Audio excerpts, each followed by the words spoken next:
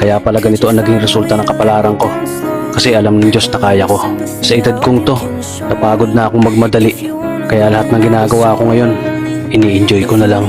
Siguro sa dami na rin ng aking pinagdaanan, napagtanto ko na ang buhay ay mas malawak at mas mahiwaga pa sa mga problemang dumarating sa buhay natin. Tumatanda na tayo, baka sa kakahabol natin sa masagana at maayos na buhay, ay hindi na natin na-enjoy ang buhay.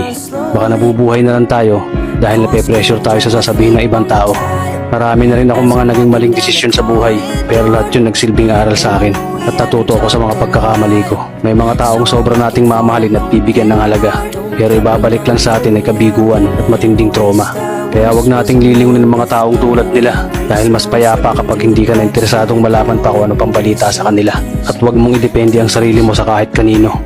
Tandaan mo, kahit sarili mong anino, iiwan ka din nito kapag madilim na ang paligid mo.